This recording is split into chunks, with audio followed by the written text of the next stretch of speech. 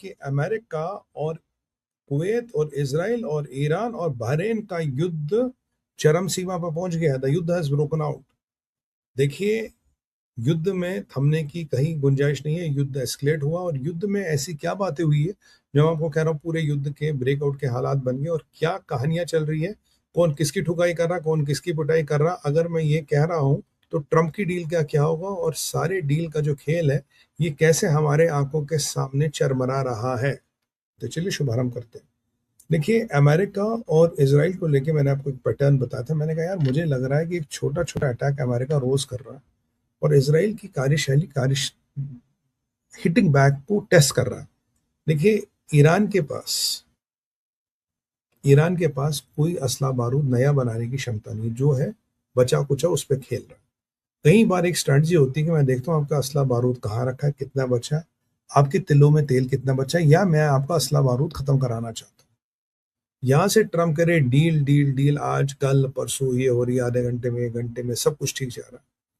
और यहां से ईरान के नेताओं को जलील करने का एक मौका नहीं छोड़ता, पूरी उनकी वाट लगा के रखता है।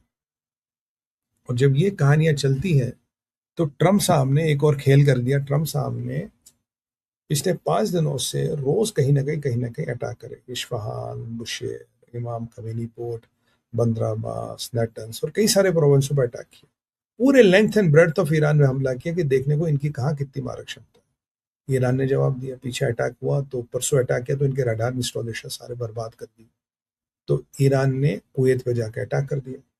अब जो खबर आ रही है, कल रात को इनके काशिम आइलैंड पे बहुत जबरदस्त हमला हुआ। उससे पहले रडार इंस्टॉलेशंस इस क्षेत्र की या और भी इंपॉर्टेंट को खत्म कर चुका है। काशिम आइलैंड पे इतना जबरदस्त हमला हुआ कि कई घंटों तक वहां पटाखे बजते रहे। यानी कि जो एम्यूनिशन डंप्स थे या जो मिलिट्री इंफ्रास्ट्रक्चर जो भी बना बचा कुचा था या बना था उस पर अटैक किया। याद कीजिए, मिलिट्री इंफ्रास्ट्रक्चर किसने बनवाया था? पाकिस्तानियों। क्योंकि अमेरिका को पता लग गया कि पाकिस्तान से असला बारूद की तस्करी हो रही है और ये कहीं ना कहीं जाके ईरान पहुंच रहा, और ये असला बारूद हमारे लिए बहुत चिंता का कारण है। इस असला बारूद को टारगेट किया जा रहा है और अब जहां भी इन्होंने जो कुछ भी अपनी व्यवस्थाएं ठीक की उनको ध्वस्त किया जा रहा है। और अमेरिका कह रहा है युद्ध विराम है, मैं तो पीस प्रपोजल की बात कर रहा हूँ। सीज फायर कहाँ पहुंचा? साइन किया, तूने किया, मैंने किया। ये जो काशिम द्वीप पे हमला हुआ, इससे ईरान बौखला गया। ईरान इनकी चाल समझ गया करते क्या है। ईरान ने साफ जबरदस्त अटैक किया। ईरान ने वापस अटैक किया है कुवैत पर, बहरीन पे। पहले कुवैत पे अटैक किया था, उससे पहले अब बहरीन पे भी किया। 10 से 20 बैलिस्टिक मिसाइल्स ईरान के पास बहुत ज्यादा नहीं बची है, दागी गई। कई सारे ड्रोन दागे गए, कई सारे शाही ड्रोन दागे गए और कई सारे क्रूज मिसाइल्स दागे गए। सब कुछ इंटरसेप्ट हुए, कुछ बहुत ज्यादा नुकसान हुआ। आपका ये जो काशिम द्वीप है, इसमें बहुत ज्यादा नुकसान हुआ। यहाँ कुवैत का एक ही इंटरनेशनल एयरपोर्ट है, उसका एक टर्मिनल क्षतिग्रस्त हो गया, टर्मिनल बंद करना पड़ा। टर्मिनल बंद करने का मतलब 25% एविएशन आपने बंद कर दी, एयर स्पेस बंद करना पड़ा, फिर खोल दिया गया, पार्शियली खुला है। और काफी सारा नुकसान हुआ। जो डेब्रिस है, इनकी इंटरसेप्ट जो किया अमेरिका से, डेब्रिस गिरा, उससे कई सारे लोग हताहत हो गए। वहाँ फिफ्थ फ्लीट का हेडक्वार्टर जो आपका बहरेन में, उसको टारगेट किया गया और वहां भी कुछ नुकसान हुआ, जो अभी ना ईरान बता रहा ना अमेरिका मना। कुछ तो कुछ नुकसान हुआ है। वहां भी मिसाइल टारगेट इंटरसेप्ट तो किए गए पर नुकसान कर गए। तो ये सबसे बड़ा लिटरेटरी स्टेप है किसका? ईरान का। इतना बड़ा हमला, करीब 10 से 20 बैलिस्टिक मिसाइल, कई सारे क्रूज मिसाइल और कई सारे ड्रोन। ये तब परिस्थिति जब उनके पास लिमिटेड असला बना है। देखिए, नया बनाने की परिस्थिति है नहीं, पैसा है नहीं, रॉ मटेरियल आ नहीं रहा, ब्लॉकेट पूरा हुआ पड़ा है। ऐसे में ये नया असला तो नहीं बना सकते। अब जो भी है इनके पास पुराना असला है, they can't make anything new. तो इस ऐसे में इतना माल मसाला लगाना एक बहुत बड़ा अटैक को बताता है। तो अब क्या माने, युद्ध विराम हो गया? क्या माने सीज फायर की बात? क्या माने पीस डील हो रही है? क्या माने पाकिस्तानियों का बनाया हुआ सीज फायर हो रहा है? क्या माने युद्ध शुरू हो चुका है? क्योंकि मेरे हिसाब से ये फुल फ्लेजेड युद्ध है between Iran, America, Kuwait, Israel.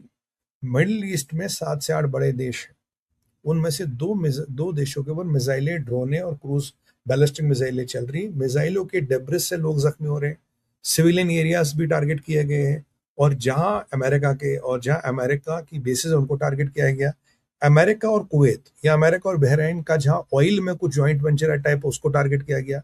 और कुवैत का एयरपोर्ट टारगेट करने का मतलब है आप कुवैत की अर्थव्यवस्था को टारगेट करें। देखिए ईरानियों का सिंपल मतलब है, हम अकेले नहीं मरेंगे, अगर हम मरेंगे तो बेटा तुम भी मरोगे, अगर हमारी अर्थव्यवस्था जाएगी तो तुम्हारी भी जाएगी।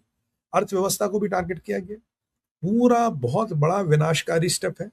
और यहाँ पे कुवैत में भी काफी नुकसान हुआ, आपके बहरेन में भी काफी नुकसान हुआ। फिफ्थ फ्लीट का हेडक्वार्टर टारगेट किया गया। अब फिफ्थ फ्लीट में कितना नुकसान ये तो नहीं पता, पर यह मानने को जरूर आया कि काशिम आइलैंड पे बहुत बड़ा नुकसान हुआ और बहुत बड़े पटाखे बजाए। ऐसे में ट्रंप का जो कल 3 बार ट्वीट किया था, Iran must surrender, Iran must surrender, मैंने आपको बोला ट्रंप ईरानियों की बेइज्जती करता है। जब भी युद्ध होने वाला जहादियों में कोई ये थोड़ा छेड़ देता, पिन चुबा देता और जहादी कूद जाते हैं। और कहीं ना कहीं अमेरिका पैचों में हमला करके इनकी मारक क्षमता और इनकी मारक क्षमता को खत्म कर रहा है, इनकी मारक क्षमता को जानने का प्रयास कर रहा है। ये अमेरिका की रणनीति है। और इस अमेरिका की रणनीति बड़ी खतरनाक है, बड़ी डेंजरस है। और धीरे धीरे कल का जो मसला है ये एक चीज को दर्शाता है कि युद्ध तो शुरू हो गया, युद्ध का बहुत डरावना फेज शुरू हो गया है और काफी लोग मारे गए हैं। अब ऐसी खबरें आ रही है, कंफर्म कोई नहीं कर रहा कितने लोग मारे गए, but will figure it out, will come to know. अब जरा धैर्य रखिएगा और भारत विचार आपको अपडेट करता रहेगा। पर ऐसे में मुझे नहीं लगता कि कोई संभावना है कि भाई युद्ध विराम होगा, प्रपोजल आ रहा है, ये हो रहा, ऐसा कुछ भी नहीं हो रहा भाई। कहानी खत्म है, कहानी सुखा 0 सन्नाटा। युद्ध का पहला फेज मुझे लगता शुरू हो गया है। ईरान अगर इतने मिसाइलें ड्रोन चला रहा है तो समझिए मेरे पास इतना सा माल है, उसमें से इतने मिसाइलें ड्रोन चला रहा हूं, तो मेरे को भी कोई बहुत बड़ी चोट अमेरिकनों ने पहुंचाई। अमेरिका की नीति है good boy bad boy, carrot and stick. अगर उन्हें अल तकिया आता है तो मुझे लगता है जो डील है ये अमेरिकन अल तकिया है। बाकी देखते हैं क्या होता है। ये था मेरा विचार, भारत विचार प्लस में। मैंने कहा आपको बता दूं, बड़ी इंपॉर्टेंट ब्रेकिंग डेवलपमेंट